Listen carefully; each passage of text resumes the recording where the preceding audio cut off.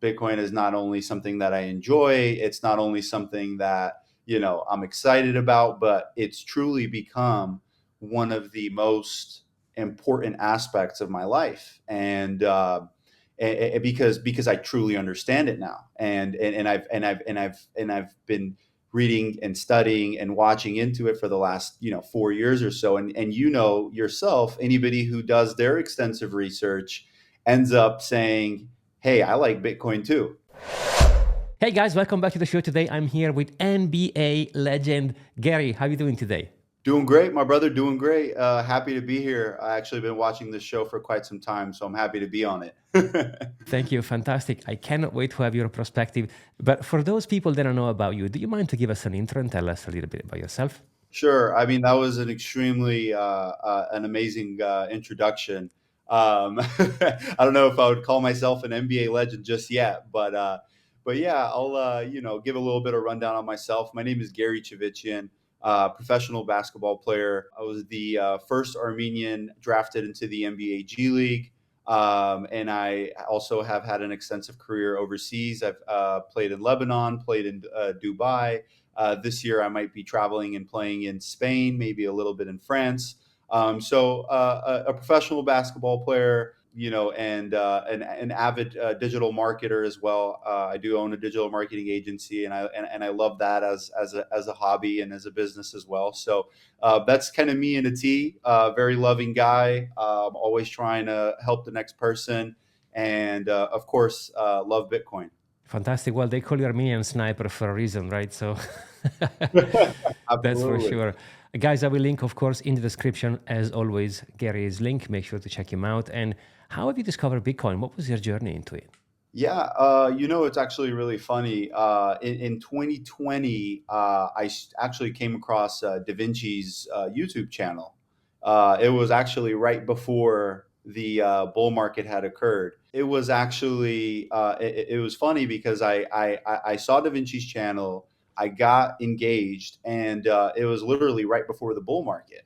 It was funny because it was actually a life-changing moment, a life-changing event, and I just started to learn more and grow more, and continue to watch the legend Da Vinci Jeremy. Got into Bitcoin, started understanding it more, and now 4 years later, 5 years later, I'm at a point where I think Bitcoin is not only something that I enjoy, it's not only something that I'm excited about, but it's truly become one of the most important aspects of my life. And because I truly understand it now, and I've been reading and studying and watching into it for the last 4 years or so, and yourself, anybody who does their extensive research ends up saying, hey, I like Bitcoin too.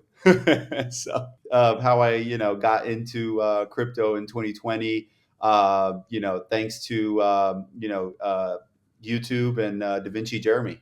Da Vinci is I want to give him a proper shout out because he's such a fantastic human being. Honestly, I've been watching his videos since I think 2017, 2018. And then I had the pleasure in meeting him also in Dubai 4 years ago. And he's such a humble, like I remember he told me once, all I want to do is just help one person. That's it. And I said, well, mate, you've done it over and over because I think the amount of people he orange pilled. And he was telling me in 2011 when he first uploaded a video about Bitcoin, people hated him online. You don't know what's going on. Lots of hate coming through. So social media, sometimes they are really toxic because at the end of the day, just because someone has a view, and he was a visionary because in 2011, there was basically nobody talking about Bitcoin. He purchased his first at 67 cents or something similar. So, and yet people online couldn't understand. And like you said, if you do put the work and study Bitcoin, it is next to impossible not to understand what this asset it is. But I would like to have your angle here. Do you see Bitcoin as a store of value, as a currency, as a bit of both? What's your two satoshis here? I think right now when I look at Bitcoin and I analyze Bitcoin, it has such a small market cap compared to what it can be, right? You look at the real estate market over 100 trillion. You look at the equity market over 100 trillion. You look at some of these other markets, and they're just so big, so massive. You look at Bitcoin at 2 trillion or whatever it is now with the recent pump. it's still so early, so I'm not sure if it's that important, or if that's really the main question that matters, is it a currency or is it a store of value, because it's still so early. And like kind of going back to what you were saying, Da Vinci, who understood the technology so early in 2011 when really nobody did. He kind of saw where it was going, and very few did, right? It was maybe him and maybe a couple other visionaries at the time. But for me, I'm not sure if that question is something that I think about. For me, it's like 2 trillion. There is 300 trillion in the market. How many percent, more than that, really? The global liquidity, I think, is at 500, 600 trillion now on the sidelines. And I'm thinking, can we capture 2% of that? Can we capture 5% of that? So Mr. M, I mean, what do you think? Is it a currency for you, or is it a store of value? I love your answer, by the way. The reason why I'm asking is because most people some people are commenting, say, hey, what do you think about this? What do you think about that? And like you said so well, I think they're missing the point. For me, it's digital property. Then I can do whatever I want with it. I can use it to save my wealth into it. I can use it to transfer my wealth to someone else. We are overing, like, I think it's 1.8 trillion, like you said, a little bit over 2 trillion. And if you think about how much space we have to go for, I mean, gold is 17.8 trillion. So even if we get to half of gold market cap, Bitcoin is going to be 500,000. So if you think about in terms of market cap as opposed to price, I mean, they are connected, of course, because the bigger the market cap, the more valuable the asset will be. But if you think about in terms of adoption, I mean, 95% of financial advisors have no idea what it is. They have not studied. They have not put the time into it. So like you said, super early days. Michael Saylor says is cyber Manhattan, or Manhattan in cyberspace, which I like that view because it means it's limited. You can't build more Manhattan, of course. I mean, you can do the Dubai Palm and build it into the sea, but it won't be the same. It will be a different place, a different island, or whatever. So Manhattan is limited. There is only 21 million, and sometimes people forget. Actually, it's not even 21 because some have not mined yet, and most of them are lost. So some of them are lost forever, and some of them belong to you and me, which we won't sell. So how many? We don't know. We've seen the ETF coming in. I wanted to ask you, because I am giga bullish, of course, now is the time to be, because for the next 12 months, I think we should expect a big price appreciation. But for the first time, we have ETFs in, which means the players playing the game have slightly changed, because now we have companies FOMOing into, you have countries. Every day I open Twitter or the news and I see, I don't know, Canada wants a strategic reserve. Trump is probably Bitcoin is going to use, they want to buy 1 million Bitcoin in 5 years. Then you have Texas coming out and say, we want to be the first. Not just a company kind of business FOMO into the asset through the ETF, but we are seeing countries following the El Salvador print. I mean, what do you think, man? Are you also expecting a huge move for the next 8 to 12 months coming in? Oh yeah, I think we're in for something special. I think it's kind of already started, and we're in the middle of it. But I mean, if you just look at the global liquidity that's sitting on the sidelines right now, is a telltale sign that the bull market is here.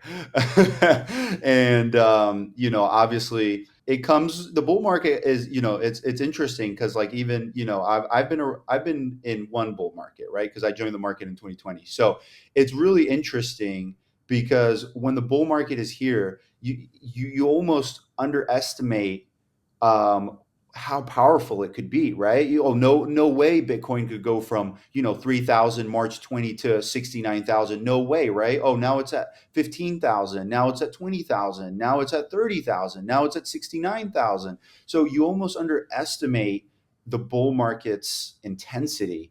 And for me, it's like when I look back at the last bull market, I mean, Bitcoin was still, it was like it was still foreign to people, to companies, to countries, to governments and so on. It was kind of foreign. It was kind of like, oh yeah, it's kind of good, but is it still a scam? And I'm not really sure if I understand it. Now, it's the whole, everything has changed, and it surprises me that more young entrepreneurs, or more even just companies now that are still kind of still, and like you said, financial advisors who understand nothing about it. They think it's a Ponzi scheme, you know, and they don't understand it. But overall, though, the message, the information has increased, and and more importantly, obviously, with the changes in the U.S. government and the presidency, what it looks like is we're going to have some clear regulations for the first time in crypto history, and that's something that is amazing. I mean, as a crypto, whether you're a Bitcoin holder or you're an altcoin holder, it doesn't matter, because you are looking for clear regulatory understandings, because if you don't have that, then you can't really explode and get to the places that you want to get. So I think we have that now. And with the global liquidity on the sideline, I mean, Mr. M, I think we're in for a run. Gary Gensler gone. Trump is going to build a group of people around him. They are pro crypto. I mean, the VC has $250,000 in Bitcoin. So these guys are going to enable the next phase because, like you said, institutions are not playing in lands which are not defined.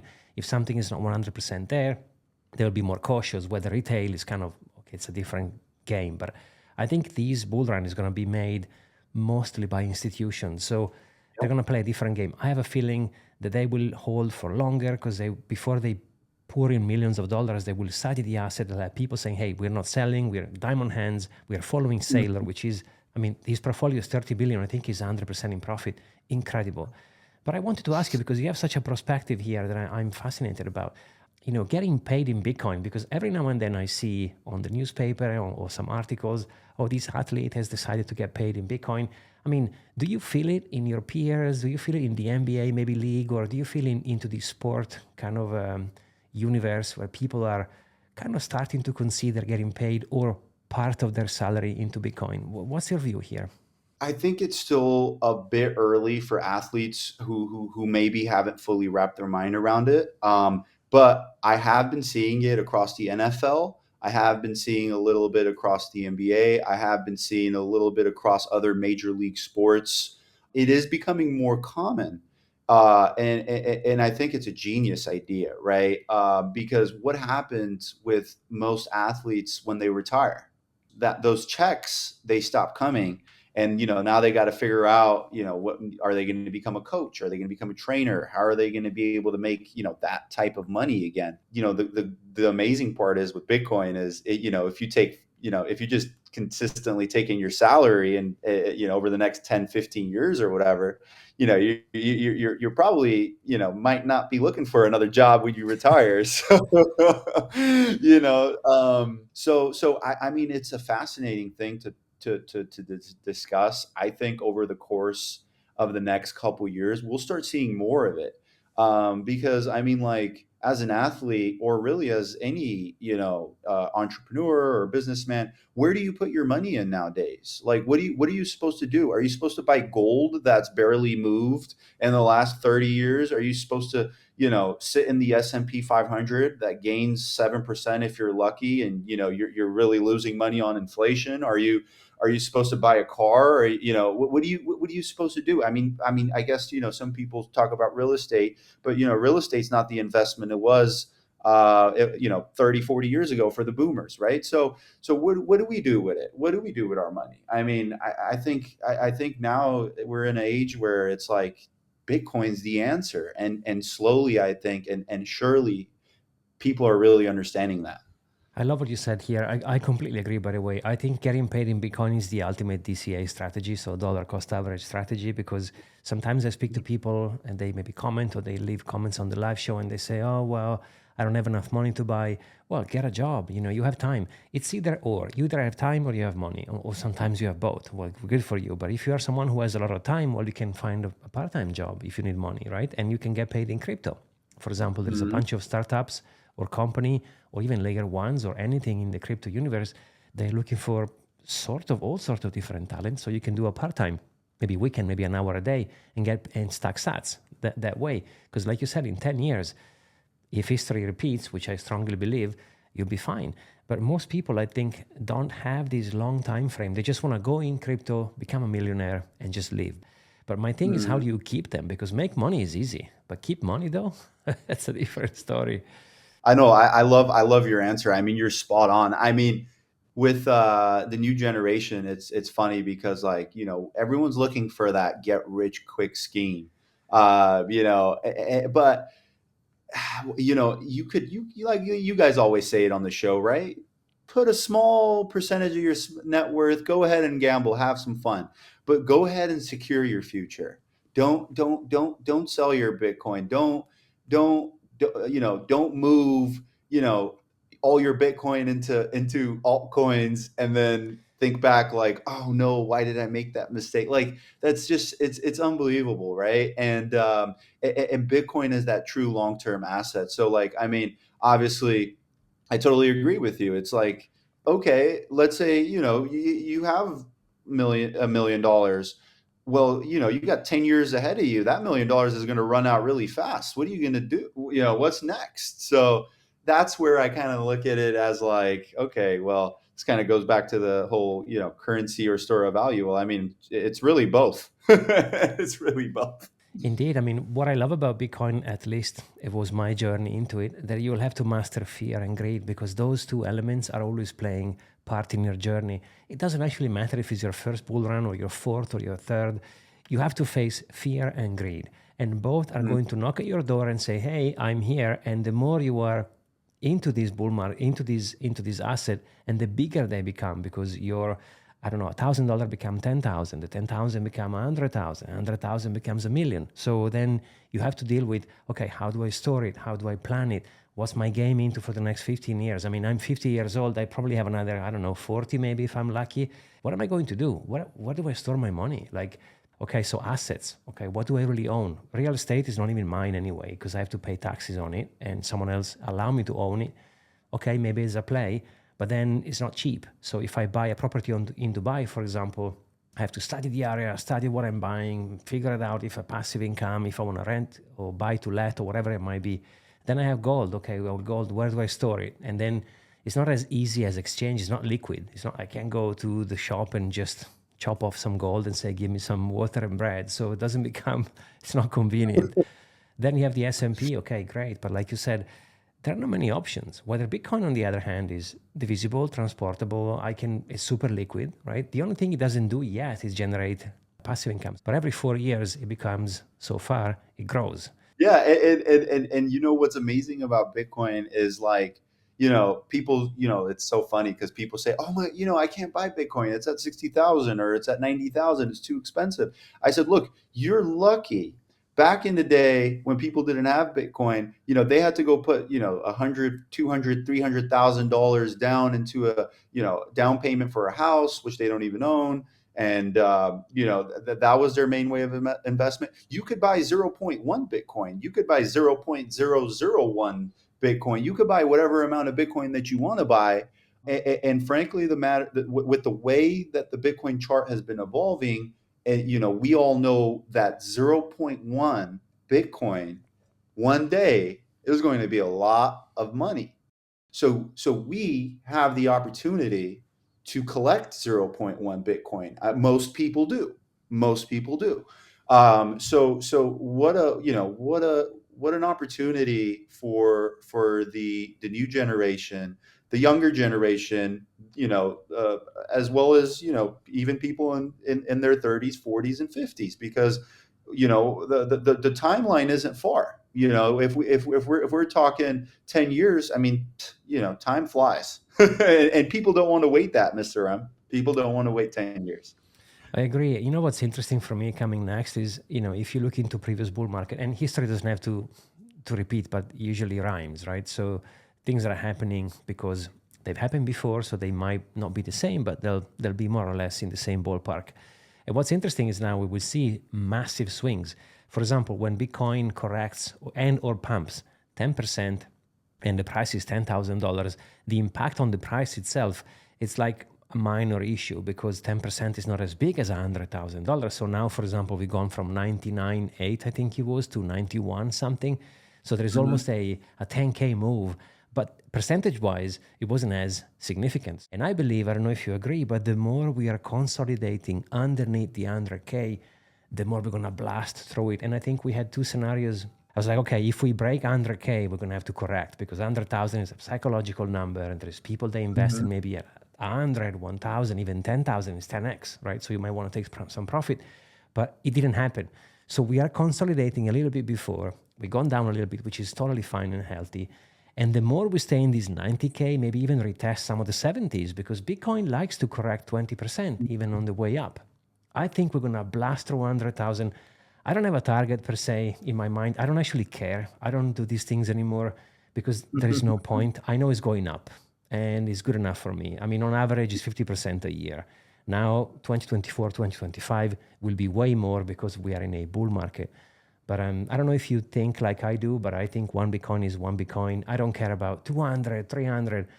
I stack sats, I don't sell, I accumulate. And if it happens to be 300,000, I'll open up a bottle of champagne. If it's 150, I'll open up a bottle of champagne. I don't care. I don't know if you have the same vibe. But No, I love what you said. And I think it's important to like take note of that, right? As a cryptocurrency investor, that Bitcoin could, it's possible. It does it in bull markets. We see it sometimes go 15% down, 20% down, 25% down. It happens very often. And if you look at the 2021 bull run, I think don't quote me on this, but I think we had like 3 or 4 20+% drops on the way up. Is that correct? in 2017, bigger, we've seen 40% corrections. I don't know if it's going to be as violent, but it's going to move. Of course, if we go down 50 or 58 or 60%, well, that's bear market territory. Like you said, yeah, it moves. It's very volatile, so it can do it. Yeah, volatility is actually an asset for us. It actually works in our favor. We're not afraid of volatility because we know what we hold.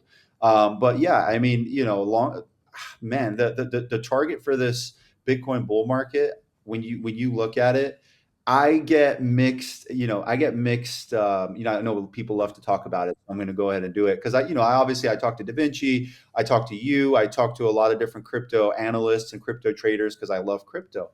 And what I'm seeing is I see a lot of people kind of talking about the ranges from 180 to 200,000 as this Bitcoin target. And then there is like the extreme bull case where, some crypto advocates have been mentioning where we're talking, 350,000, 500,000. So it's going to be interesting to see how it plays out, of course. But, either way, regardless of what happens, we're stacking stats and, we're moving ahead in the future. So, but it is going to be exciting though. And we're all, sitting on the sidelines and just waiting to see what's going to happen. Yeah, exactly. Stack sats and stay humble, like Michael Saylor says. I agree 100%. Do you have any altcoins in your portfolio? Do we play with alts at all? Yeah, I do. I do like altcoins. Obviously, now with the meme coin sector going wild, it's something that you would want to play with a little bit. But ultimately, I'm in it for the long game as well. And I want to secure a future. But with the altcoins, what you have now is you have potential. You have an opportunity, like a true opportunity, to gain 500%, 1,000%. It is coming, and some of the altcoins have already done it. As Bitcoin dominance is starting to wear down a little bit here, the money will eventually start flowing into some of these altcoins, which obviously have smaller market caps, and a lot of people are going to make a lot of money, Mr. M. A lot of people are going to make a lot of money, not only on Bitcoin, but also on Ethereum, also on Solana, also on WIF and some of these meme coins, and even going down the list to some of the really micro cap altcoins. And what can you do, right? It's the way that last cycle it was NFTs. Now we got meme coins. So Yeah, I don't judge. You do you. Whatever works for you, it works for you, right? But all I see is an opportunity. I see Bitcoin as my money, but also I acknowledge that the crypto space exists and it's not going anywhere. Of course, now if you look into the ETF, for example, institutions can purchase Bitcoin, but they can also purchase Ethereum. So what will happen when institutions are going to FOMO into it? They quote think they missed the bus. Well, the next in line is Ethereum. You have a bunch of projects coming in, promising interesting things. So I don't want to look the other way. As long as you do, like you said, as long as you know and you play responsibly and say, okay, I have a plan for my portfolio. This is my plan. And the plan can change from person to person depending on the age, are they single, their family, so many variables. But you can say, hey, this much goes over there and it's my Bitcoin, it's my money, it's my store of value. This much, I want to play with it. I want to gamble it. That's fine. There's nothing wrong with it. You can go and buy a lottery ticket. You can go and bet on horses. You can bet on sports. So how can we not acknowledge the fact that there is a market for these things? And honestly, I mean, me and Da Vinci had so much fun in Moscow. We were gambling literally on meme coins. And look, here's my two satoshis. If you're having fun doing something, that's it. That's the utility right there. Having fun. If I'm chilling with you, having a cigar and buying some random meme coin and laughing on the floor because we bought whatever the name of the cat with rocket was, any rugs. Dude, it's $50. I mean, who cares? We're having fun. It's like going to Vegas, playing on the roulette. That's how I see it. And sometimes when I speak to like uber maxi people, I don't judge, by the way. Like I said, I'm super cool. I like to respect everybody. But if you have too many blinkers on, you will miss, many things. So I agree with you. I think playing, as long as you do it responsibly, and my tip for you guys watching will be separate your money. So move physically your Bitcoin or your Ethereum long-term from the same wallet. Because what I've seen in previous cycles, that you don't realize that you click there, and Ethereum goes down fast, or Solana, or whatever it might be. So separate them. Have the store of value wallet and have the degen wallet, and give yourself an allowance saying, okay, I'm going to play with these casino roulette fun moment, but I'm giving myself $100, $1,000, whatever you can afford, but separate them. Because if you don't separate them, you will contaminate them. That's at least what I've seen. Exactly. Yeah, absolutely. And it's like a slippery slope for me. Obviously friends and family know that, I'm a Bitcoin advocate, and now that the market's going up and everything, everyone's messaging me, what coin should I buy? What should I do? And it's funny because I have a hard time telling my friends and family to go and go go crazy on the altcoins, buy this, even though I know that there is a high possibility that there is money to be made in this market over the next 6 to 12 months.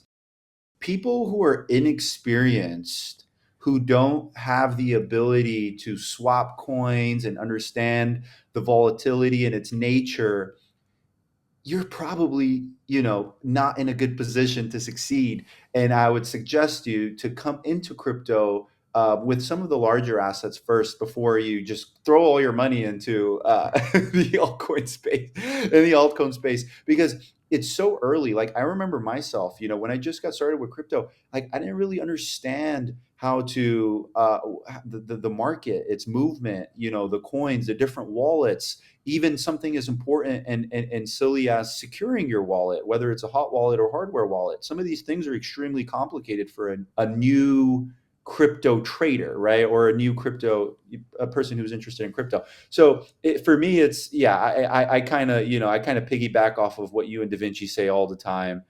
Stick with the large crypto assets, keep it safe, and have some fun. I mean, there's money to be made. There is a ton of money to be made in these smaller cap coins and some of these altcoins.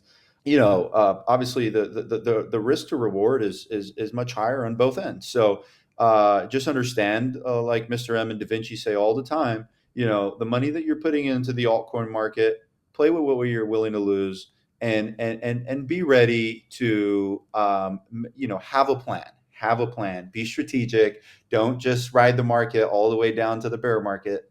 It's not probably the wisest decision to do. Yeah, super well said. And there is this legend that traders are all millionaires. That's not true, actually. Fun fact, 98% of the people they trade, they lose money. So you can plan and say, okay, I have 98% of my portfolio into Bitcoin, cold storage off my hands, because that's how you save money. That's why gold was also, I think, loved by everybody so much, because it was not liquid. Me and Da Vinci were doing that in Moscow. We made some interesting calls. Some have rugged, some have made money. But the first thing I've done when I landed in Dubai, I moved my Solana into my kind of long-term stacking wallet. So now in my kind of play game wallet, I don't have all those funds anymore. Otherwise, I would have gambled them again because you know what I mean. I know who I am, and it's not just me. Yeah, yeah. You're like, oh, it's going up. Time to go in. Exactly. Most of those plays in meme coins are super fast. You need to like scalping. You need to go in, it doubles, sell half, whatever. With the Bitcoin, like you said, it's no brainer. You buy it, you forget you have it, and in 10 years you go, ooh, okay, this thing has gone up. So if you look into Doge, for example, Dogecoin, which is the father of all meme coins, by the way, fork of Bitcoin, fun fact. I mean, has gone crazy for the past couple of weeks. It's gone up, I think, 300%. Again, what do you do? Well, you do you, but what I've done, I moved money before. Money for me is Bitcoin. So I moved some Bitcoin into Doge, and after Doge pumped, well, they're going back into Bitcoin. Wow, Right? very, very smart decision. I mean, it's a no brainer, right? It's like we don't know if Doge is going to be around in 5 to 10 years, right? I mean, it's doing great now, though. I mean, it's doing great now. It can't take anything away from it. But yeah, I mean, of course, it's a no brainer, right? I mean, you're holding a meme coin. You're up 300-400%. I mean, you probably made a great decision in doing what you did, right? And I think more people that follow what you're doing, I think they'll be much more calm and stable, and probably sleep better at night too. Yeah. you know. Last week, a friend of mine called me and she said, hey, Maurizio, wow, I opened up my Coinbase and the investment you made me do a few years ago, which was mainly Bitcoin and Ethereum, has gone so much up. So what do I do now when I sell? Well, you don't sell. The exit strategy is Bitcoin, you know. But they still think in terms of fiat. So I need money, and for them, money is dollars. For me, dollars is not money. Yeah, and like, just like when you think about it, like what are you going to do with hundreds and thousands or millions of dollars? What are you going to do? You're going to spend it on things that do nothing for you besides provide you a little bit of temporary, pleasure or whatever. So, I'm totally with you on this, Mr. M. I mean, it's almost like a no-brainer, right? Because when you look at, when you tell somebody Bitcoin's going to $1 million, they're like, oh, no, $1 million, no, like, that's too much. But it's not. Mathematically, Bitcoin is set to go to $1 million and maybe even higher, right, in the future. So it's like, it's not, this isn't something that we're assuming. And even somebody like me who's been just in the Bitcoin space for, crypto space for 4 or 5 years, I've even understood that, when I first got in, it was a mystery to me, and I was like, oh, I was a little skeptical. But as you really understand it and you sit down and you understand, the transfer of power, the transfer of finance, and you look at it and you say, huh, simple math. Can we just gain a couple percentage of this market? And then you think back and you say, well, okay, let's look at the trend of Bitcoin over the last 4 years. Well, 4 years ago, there was no governments talking about it. There was no major corporate, barely any, if any, were talking about it. And really, you look at the 10-year trajectory, and it's by far the best performing asset, in the last decade, that's for sure. So you just, you analyze it, it's scarce, right? There's only 21 million. There can never be more. True finite asset, transferable across the world. No central being, no control, right? Your money, your bank. You do what you want. You send it to who you want. You receive when you want, whether it's at 4 a.m. at night or 3 p.m. in the morning, or whether you're in Dubai or in the United States. I mean, it is something that we've truly never seen before. Judging by the market and everything that has been set in place, I think, one, we get to gold's market cap, which is a no-brainer eventually, right? I'm not giving any timelines here. I'm just saying eventually. We're going to get to gold's market cap, and then I think, we'll probably have a market cap of real estate. I mean, why not? At that point, you're talking 10 million plus Bitcoin. Preach, brother. I completely, I completely You agree. see, I've been watching your guys' videos. I clearly been watching over the years. As great of an asset as Bitcoin is, one of the best financial instrument in history, there will come a point in this market cycle where we do get overvalued, right? Just like anything else. the end of the day, you need some fiat to get through your life, and maybe buy yourself something nice or whatever, or maybe you want to plan a nice vacation, or you need some fiat, and that's totally understandable. And I imagine that if Bitcoin gets to a point where it's so overvalued, 300, 400, 500K for this market cycle, then yeah, I mean, it makes sense to take some lifestyle chips off and enjoy life, and be comfortable with where your day-to-day activities, I guess. So I like that point by you, Mr. M. And also I think like to be karmatically positive, like Bitcoin is the most scarce asset on the planet, which means when I sell some to get some fiat, I'm helping someone to liberate themselves because I'm passing on something that they cannot purchase otherwise. So I'm helping someone in becoming financial free, maybe in 10 years or 12 years or whatever that might be. So from my karma perspective, it's okay to say, okay, you know what? I've done this much. Now it's your turn. And I maybe exchange in return with I don't know, like a sexy motorcycle or a trip to whatever, some exotic location or a gift to Yeah. my wife, and I can help someone to liberate themselves. Oh yeah, no, I think so too. And in the end of the day, we have families. We have different needs. Everyone's different, right? Like you mentioned earlier in the interview, everyone has different life situation, different needs, different necessities. Make sure you're taking care of yourself. In the end of the day, the market cycle will eventually come to an end. It always does before it resumes very shortly after. So, yeah, Mr. M, I think, fantastic point, especially for the audience, because, like you said, sometimes we get so excited, we get so euphoric, we get so bullish, like you said,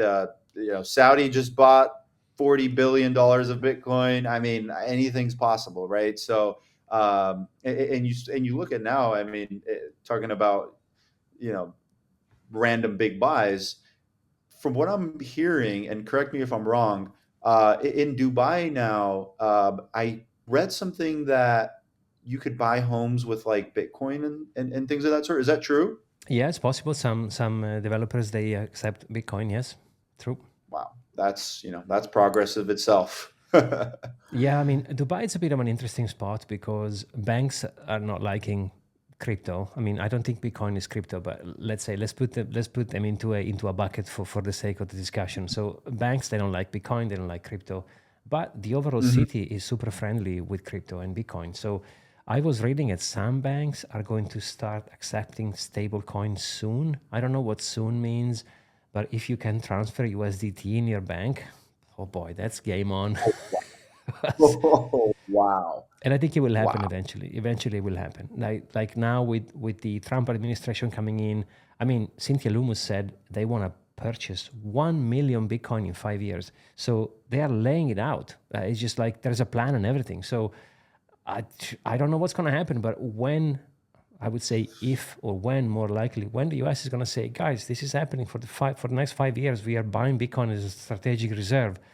I mean, what do you think everyone else is going to do? They're going to watch them buying Bitcoin? Of course not. No I way. mean, the UK, Europe, everyone is going to FOMO into this thing. And there is already places like El Salvador, Bhutan. Bhutan, amazing. Bhutan is accumulating like there is no tomorrow. Joanna, which I'm going to speak next week, she's a German parliamentary, said Germany should consider a strategic reserve. And by the way, they just sold 50,000 Bitcoin and they lost $3 billion. 60,000. So, this thing is gonna it's gonna come out sooner or later. People are gonna look at Michael Saylor saying there was a meme the other day flying on Twitter, hilarious. And you had like Apple, we innovate, we make beautiful products. Microsoft, we build computers. MicroStrategy, we stack sats. That's it. Which, when you think about it, is Oh nuts, my man. Nuts. Complete nuts. I still can't believe the whole Germany thing. When I saw that, I was just blown away. I mean, they literally lost $3 to $4 billion all just now. We're still early in the bull market. They probably are going to lose much more than that when this thing is all said and done. I can't believe it as a government to sell that much Bitcoin at the time that they sold. I mean, wow. Yeah. But you know what it is for us is free marketing. Thank you for doing that, Germany, because now people know what not to do. So Yeah, literally. Yeah, fantastic. I think they'll be regretting that decision if they already haven't. Yeah, 100%. And guess what? Whoever is watching, whoever has Bitcoin is probably thinking, well, maybe we shouldn't sell now. Maybe we shouldn't sell all of it. Maybe we should just wait because at the end of the day, this thing is going up. I mean, I don't know if you've seen Rumble, 20 million strategic reserve. Michael Saylor is orange pilling everyone. Then all you need is a bunch of companies. They're saying, well, now this happened. Microsoft, Apple, they put 2%, whatever, 1% in Bitcoin. That's it. And then look at the ETFs, the volume inflows. I mean, BlackRock is scooping up like never. So Oh my gosh, it's actually insane. So if the U.S. government moves in with a strategic reserve, well, that's going to open up the floodgates for countries around the world. That's one. That's a given, right? Two, for example, if a company like Microsoft or even another company at its tier, when they start creating reserves, well, that's going to open up the floodgates for even more companies to do so as well. Because it's like when it starts becoming the norm, then it starts becoming the norm, and more companies, more entities follow suit. So yeah, I mean the potential there it's so unlimited, it's so massive, and to see it, particularly in 2024, mature as it has, I mean, wow. I mean, as a Bitcoin holder, you just love to see it. You love to see it because it's maturing towards a direction that we really want it to mature towards, and it's awesome because it's becoming a global asset. Well, it's always been a global asset, but it's driving in global interest and global advocates. And yeah, and then you look at the aside from obviously President Trump being pro crypto in the U.S., so things have really shifted. 4 years ago, we got Gary Gensler and really not much crypto advocates in the U.S. government, which we obviously know is a key factor in markets. So right now we're just completely headed in the right direction, in my opinion, and the whole Bitcoin image, the Bitcoin stance, the Bitcoin movement. I mean, what more can we ask for, right? At this point, what more? pass the popcorn, please. It's gonna be fun. That's that's for sure. But Gary, man, you've been an absolute legend. We should definitely do this again, and I'm looking forward to shake your hands next year in LA. That's for sure. So thank you. I really appreciate having you on the show. Hey, Mr. M, it's a pleasure to be here. As I mentioned, it has been my joy to watch your show and some of your friends' shows throughout the years. And I will definitely be back, and we'll definitely be meeting up in Los Angeles. So thank you for having me again. Fantastic, guys. Thank you so much for watching, and we'll see you on the next one.